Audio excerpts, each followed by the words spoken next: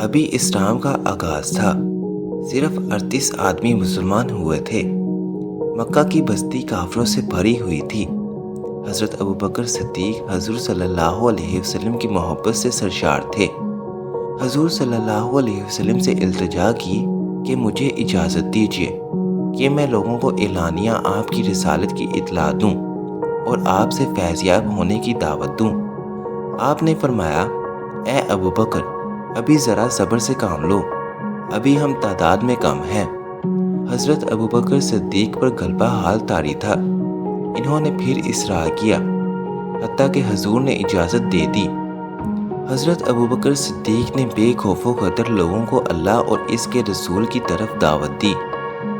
مشرکین مکہ نے یہ سنا تو آپ پر ٹوٹ پڑے، آپ کو سخت پیٹا اور روندا۔ عتبہ بن ربیع نے آپ کے چہرے پر بے تحاشا تھپڑ مارے۔ آپ قبیلہ بنو تمیم سے تھے۔ آپ کے قبیلے کے لوگوں کو علم ہوا تو وہ بھاگتے ہوئے آئے اور مشرکین سے انہیں چھڑا کر ان کے گھر چھوڑ آئے۔ حضرت ابوبکر صدیق بے ہوش تھے اور لوگوں کا خیال تھا کہ یہ بچ نہ سکیں گے۔ دن بھر بے ہوش رہے۔ جب شام کو ہوش آئی تو آپ کے والد ابو قحافہ اور آپ کے قبیلہ کے لوگ آپ کے پاس کھڑے تھے۔ ہوش میں آتے ہی پہلی بات انہوں نے یہ کہی کہ رسول اللہ صلی اللہ علیہ وسلم کہاں ہیں اور کس حال میں ہیں۔ ان کے قبیلے کے لوگ سخت برہم ہوئے اور کہا، جس کی وجہ سے یہ ذلت اور رسوائی تمہیں اٹھانی پڑی اور یہ مار پیٹ تمہیں برداشت کرنی پڑی، ہوش میں آتے ہی تم پھر اسی کا حال پوچھتے ہو۔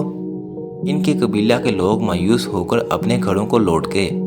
اس کے بعد جب ان کی ماں نے انہیں کھانا کھلانا چاہا تو حضرت ابوبکر صدیق نے کہا، ماں، اللہ کی قسم میں کھانا نہیں چکھوں گا اور پانی کا گھونٹ تک نہیں پیوں گا جب تک حضور صلی اللہ علیہ وسلم کی زیارت نہ کروں۔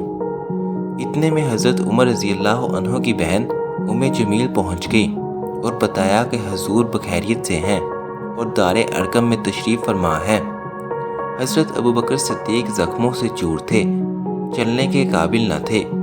اپنی ماں کا سہارا لے کر بارگاہ رسالت میں حاضر ہوئے۔ آپ صلی اللہ علیہ وسلم نے دیکھا تو اٹھے اور آپ کا ماتھا چوما۔ اسلام کی تاریخ کے مزید واقعات کو جاننے کے لیے دین اسلام کو سبسکرائب کریں اور بیل آئیکن کو پریس کریں۔